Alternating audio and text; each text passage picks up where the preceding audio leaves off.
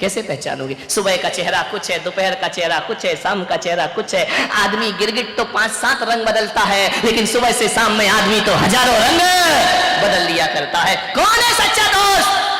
किसे मानोगे ये मेरा दोस्त सच्चा है? जिंदगी बीत जाएगी, सच्चा दोस्त नहीं ढूंढ पाओगे। मैं पुलक सागर आपसे निवेदन करता हूं कि सच्चा दोस्त ढूंढने में समय मत गमाओ, सच्चे दोस्त बन जाओ। सच्चा दोस्त अपने आप प्राप्त हो जाएगा। यदि हमारे अंदर वफादारी है, हमारे अंदर ईमानदारी है, सच्चे दोस्त बन जाओ। इससे सच्चा दोस्त अपने आप मिल जाएगा। दूसरों में मत ढूंढो, दोस्ती भीतर ढूंढने का प्रयास करो। गरीबी के दिन, फटे हाल, खाने को कुछ नहीं, इतने बुरे दिन आ गए कि एक वक्त की रोटी भी नसीब नहीं। सुशीला पत्नी ने कहा, क्यों ये गरीबी के दिन भोगता है, द्वार द्वार भटकता है, 2 वक्त की रोटी नहीं मिलती है। एक काम कर, जा द्वारिकाधीश के पास जाकर के अपनी गरीबी बताना। उसने कहा, तू पागल हो गई? वो मेरे बचपन का बाल सखा, उसे जाकर के गरीबी के दिन बताऊं? भूखा मर जाऊंगा, लेकिन दोस्त को जाकर के हाल नहीं दिखाऊंगा। मैं कुछ नहीं मांग सकता उससे, ये मेरी दोस्ती निस्वार्थ दोस्ती है। मैंने आज तक अपने दोस्त से कुछ मांगा नहीं है, मैं कुछ भी नहीं मांगूंगा। पत्नी ने कहा, तुम्हारा दिमाग खराब है, तुम गरीब हो, वो सम्राट है। अरे चले तो जाओ, एक बार मिल तो लो, एक बार देख तो लो। पत्नी सही होगी, सही सलाह देगी, पत्नी गलत होगी तो गलत। जीवन को संवारती है पत्नी, ध्यान रखना। एक सही सलाह देने वाली पत्नी मिल जाए तो मैं कहता हूं, पत्नी से बड़ा दुनिया में कोई दोस्त भी नहीं हुआ करता है। यदि सही सलाह देती है, बहुत अच्छी दोस्त होती, जीवन की हमसफर होती है। पत्नी केवल भोग की वस्तु नहीं हुआ करती है, पत्नी केवल काम करने वाली नौकरानी नहीं हुआ करती है, पत्नी जीवन की परम मित्र भी हुआ करती है। और परम मित्र ऐसी होती है कि दशरथ के युद्ध में यदि पहिया गिर जाए रथ का, तो पत्नी उंगली लगा करके रथ को युद्ध के क्षेत्र से बाहर कैकेयी लेकर के आ जाती है। पत्नी भी एक मित्र होती है, ध्यान रखना। जाओ तुम द्वारिकाधीश के पास। उसने कहा, तू देख, ज्यादा जिद मत कर। बोले, एक काम करो। बोले, क्या? मत मांगना, मिल लो। अब जाने की तो जल्दी मची। मिल लो, ये शब्द बड़ा समझ में आया उसके। गया, पत्नी से बोला, देख, सम्राट के दरवाजे पे जा रहा हूं। ऐसा भिखारी सा जाऊंगा क्या? देख, कुछ कपड़े पड़े हैं क्या? पत्नी भीतर गई, एक मटके में एक अंगरखा रखा था, फट गया, पुराना, लेकिन मन में तो था कि कुछ तो पहन कर जाऊं। पहन के गया। कहानी मालूम है आपको, ऐसा नहीं है कि नहीं मालूम है। अंगरखा बांधा, 3 मुट्ठी चिवड़े रखे, चला दोस्त से मिलने। मांगूंगा नहीं, मन में यही सोच, मांगूंगा नहीं। मांगना तो मरने के समान हुआ करता है, मांगूंगा नहीं। लेकिन बहुत दिनों से द्वारिकाधीश को देखा नहीं। वो क्या जाने द्वारिकाधीश क्या है, उसकी नजरों में तो आज भी कन्हैया है, आज भी वही कृष्ण है, आज भी वही कान्हा है जो जंगलों में गाय चराया करता था। वही सोच के जा रहा। गरीब है, तन पे कपड़े नहीं, वो क्या जाने सम्राट क्या होते हैं। वही दिमाग में रख के जाता है, वही कन्हैया मिलेगा, वही कृष्ण मिलेगा। बचपन में चने चुरा कर खाते थे, माखन चुरा कर खाते, वही मिलेगा मेरा दोस्त। जैसे ही द्वारिका में पहुंचा, क्या देखता है? सोने की द्वारिका, इतनी सुंदर। रोज प्रातः जिसकी बीथियों पर गुलाब जल सिंचा जाता है, जहां बेल लताएं लहराती हैं, द्वार द्वार तोरण द्वार बने हैं, रंगोलियां चौक बनकर के दरवाजों पर पड़ी है। हजारों लोग आ रहे हैं, जा रहे हैं। आंख फटी की फटी रह गई उसकी। ये द्वारिका, स्वर्ग जैसी द्वारिका, जैसा लगता है देखकर इंद्र की अमरावती धरती पर उतर आई हो। बड़े बड़े गजराज, अश्वरोही, पदयात्री, देख करके आंख फटी रह गई। उसने कहा, पगली, कहां भेज दिया तूने मुझे? इतनी सुंदर द्वारिका नगरी, सोने की द्वारिका थी। ध्यान रखना, जिस नाम के पीछे का लग जाए ना, वहां सोना ही सोना होता है, ध्यान रखना। नहीं मालूम द्वारिका काय की थी? सोने की। लंका काय की थी? अमेरिका। सोने ही सोना, ध्यान रखना। जहां का लग गया वहां कंचन ही कंचन है। मान्य गया, देखा इतनी सुंदर द्वारिका, आंखें फटी की फटी। पूछा जाकर के राहगीरों से, हो भाई, बोले चल है, बोले नहीं, इतना बता दो द्वारिकाधीश कहां रहते हैं? अरे लोगों ने कहा पागल, गांव का गवारिया, द्वारिकाधीश कहां रहते हैं? सम्राटों के महल नहीं जानता तू? महल में रहता मेरा कन्हैया, जो गाय चराता था, लकड़ी लेकर के माखन चुराता था गोपियों से, वो महल में रहता है? बोले हाँ। बोले मुझे बता दो, सुबह से शाम हो गई, द्वारिकाधीश का घर बता दो मुझे। किसी ने कहा वो जो सोने का महल दिख रहा है ना, ये द्वारिकाधीश का महल है। आंखें चौंधी आ गई उसकी, द्वारिकाधीश इसमें रहते हैं। गया हारा सा। जब मित्र बहुत ज्यादा धनवान होता है ना, तो हीन भावनाएं मन में आती हैं। ये क्या पहचानेंगे मुझे? ये क्या जानेंगे मुझे? ये मुझसे बात करेंगे या नहीं करेंगे? द्वारिकाधीश का महल, द्वार पे गया, भैया द्वारिकाधीश से मिलाओ। लोगों ने चल हट, कहां द्वारिकाधीश? पागल है क्या? शकल देख, अपनी औकात देख, बड़े पुराने चीथड़े पहना है। वो कह रहा द्वारिकाधीश से मिला दो, मेरा बाल सखा है। बोले पागल हो गया, पागल खाने में डालो इसको। द्वारिकाधीश और इसके मित्र, ये बड़े हाल कंगाल भिखारी, पागल हो गया है। कृष्ण महल में थे, द्वारिकाधीश भोजन को बैठ रहे थे। रुक्मणी ने भोजन परोसा, सत्यभामा पंखा जल रही है। कृष्ण कलश लेकर हाथों का आचमन कर रहे हैं, भोजन के लिए बैठना है। पीतांबर से हाथ पहुंच रहे हैं। खबर पहुंची कि जाओ मुझे मिलने दो। ये शब्द टकराए द्वारकाधीश के कानों में। उन्होंने कहा कौन है? सेवक गए, महाराज कोई एक भिखारी आपके दर पे आया है। भिखारी इतना जिद क्यों कर रहा है? पता नहीं महाराज, दिमाग खराब है उसका। क्या नाम है? बोले नाम तो कुछ बताता नहीं। बोले क्यों? पूछ के आओ वो कौन है और कहां से आया है। सैनिक दूसरे दौड़े आए, बोले महाराज एक भिखारी है, आंखों में कीचड़ है, पैरों में पदत्राण नहीं है, कपड़े फटे हुए हैं, एक कंगाल है, मानसिक रूप से विक्षिप्त है, अपना नाम सुदामा बताता है। सुदामा मेरा मित्र। हाथों में कलश लिए थे, कलश फेंका कृष्ण ने। भागे, दौड़े दौड़े भागे द्वार की ओर, दरवाजे की ओर। अरे पागलों से वहां क्यों खड़ा कर रखा है? उसे भीतर लेकर आओ सम्मान के साथ। महाराज आप नहीं समझ रहे ये कौन है? अरे छोड़ो, कहते हैं नारायण। कृष्ण दौड़े दौड़े भागे, पीतांबर नीचे गिर गया। जाके देखा सुदामा खड़ा है।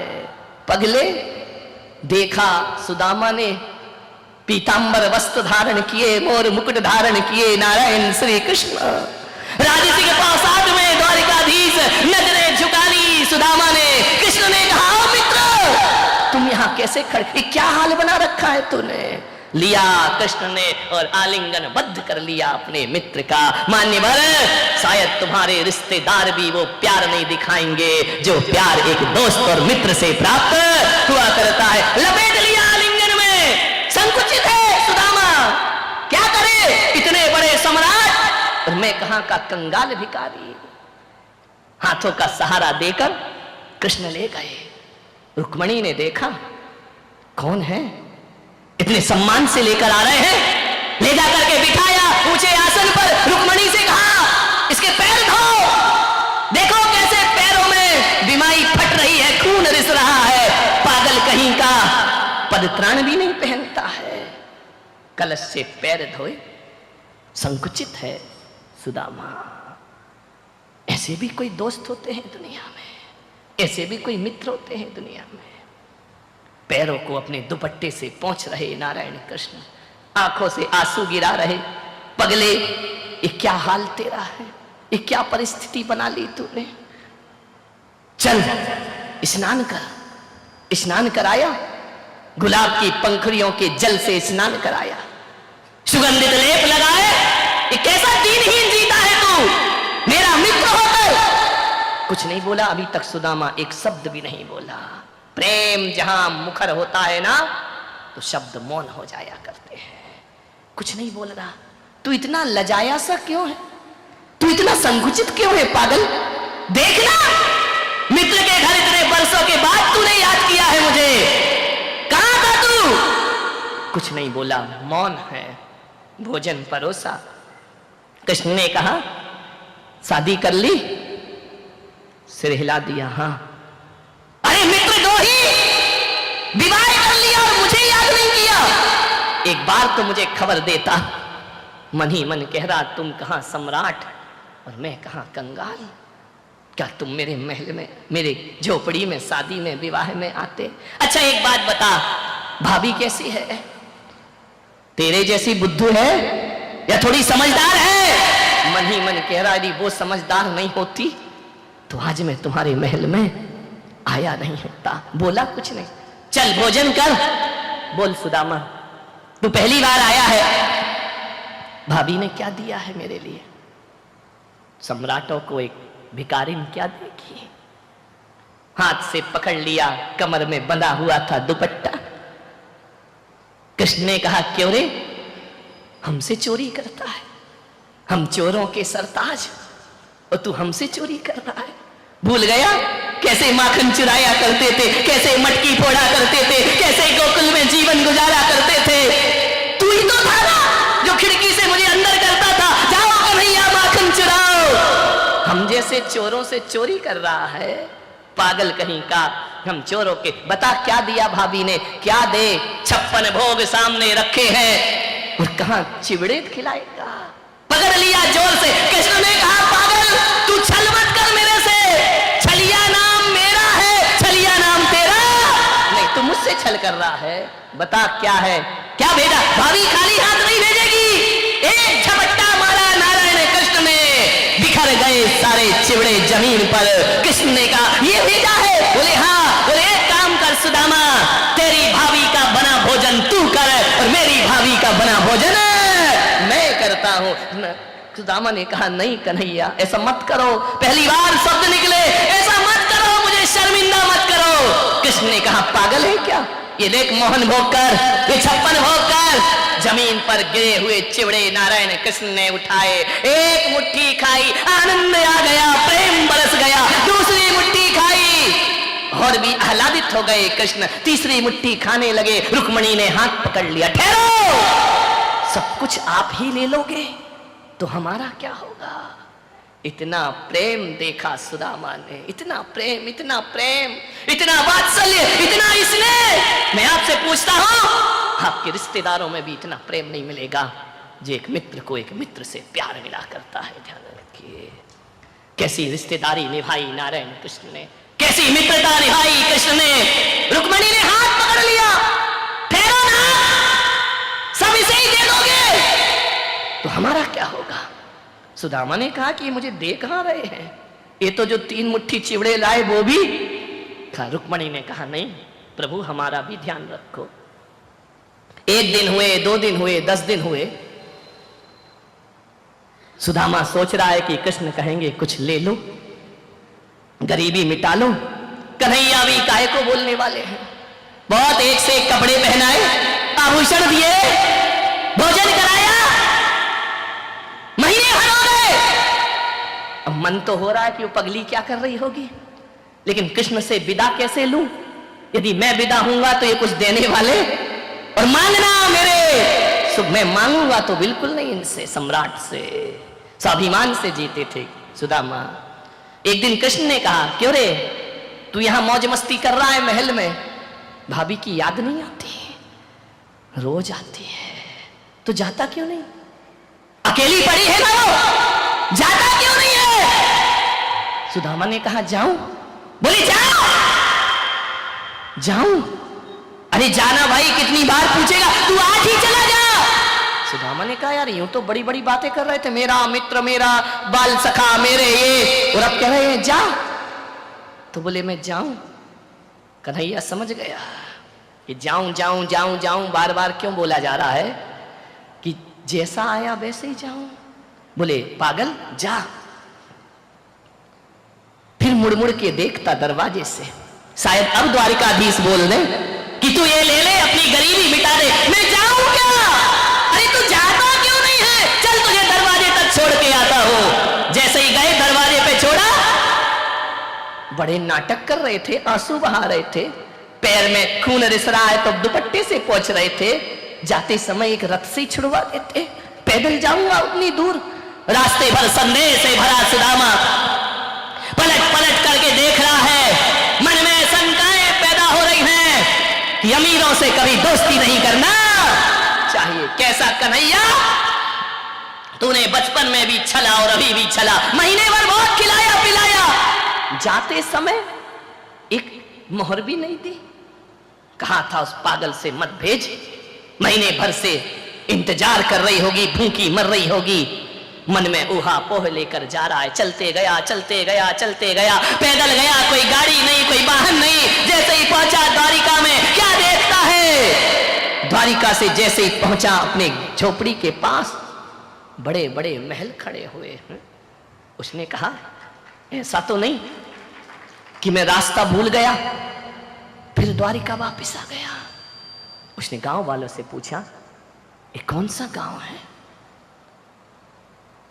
अरे ये तो देखो कितना बड़े महल, यहां पर हजारों लोग, ये तो झोपड़ा था, ये तो गांव था। मैं रास्ता भटक गया हूं, मुझे मेरे गांव का रास्ता बता दो। ये लगता है मैं 1 महीने चला फिर द्वारिका में वापस आ गया। लोगों ने कहा सुदामा ये अपना ही गांव है। बोले अपना कैसे हो सकता है, यहां तो झोपड़ी झोपड़ी थी, यहां तो खाने के लाले पड़े थे। मेरी पत्नी कहाँ है? एक महल के झरोखे में खड़ी है पत्नी सुशीला। उसने देखा, उसने कहा बाहरी तकदीर